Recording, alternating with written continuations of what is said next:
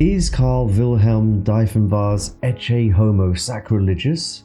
The painting is a condemnation, a lament, a prophetic outcry that places the viewer face to face with the suffering of an outcast. But whose suffering does he want us to lament?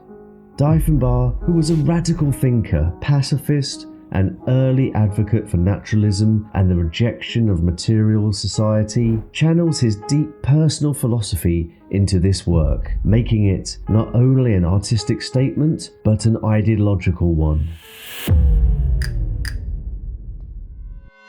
The phrase Ecce Homo, which means behold the man, originates from the Gospel of John, where Pontius Pilate presents a scourged and humiliated Jesus to the crowd before his crucifixion. The phrase has since transcended its biblical origins to become a broader commentary on human suffering, sacrifice, and society's tendency to vilify its visionaries. Diefenbach, a man whose entire life was shaped by rejection and non-conformity, saw himself and others like him in this suffering Jesus figure. He was an artist who defied the norms of the late 19th century, promoting veganism, pacifism, and a return to nature, all while living in exile. His Ecce Homo is not merely a depiction of Christ, it is a portrait of every misunderstood thinker, every martyr of principle, every person who dares to stand apart from the crowd. Diefenbach's style, hovering between symbolism and romanticism, rejects the polished academic painting of his time. Instead, Ecce Homo is raw and confrontational.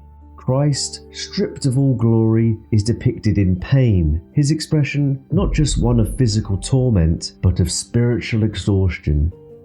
The high contrast lighting heightens the drama, placing emphasis on the face, the eyes, and the burden of suffering that goes beyond mere flesh.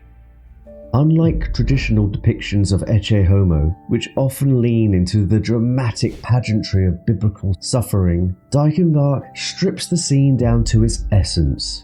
There are no grand Roman figures, no mocking soldiers, no elaborate setting. It's just the figure, the pain, and the weight of societal judgment. It is not an image of divine grandeur, but of human agony, making it all the more piercing in its effect.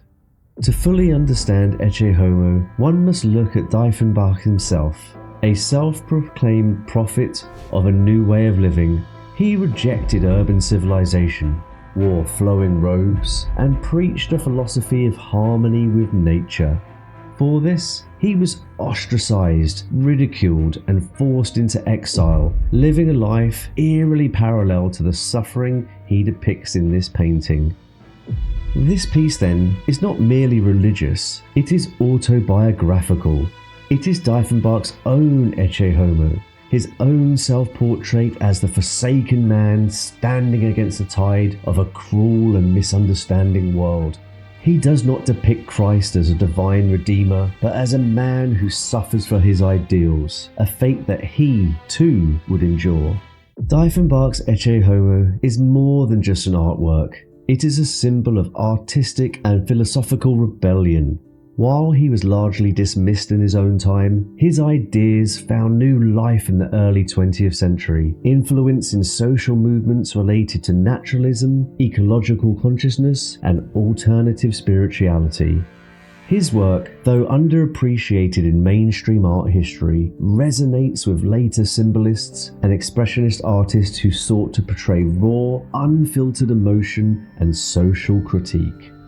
And if you'd like to bring Ecce Homo's raw, unfiltered emotion into your home, we have this and hundreds of others for sale in our store, artloveart.com.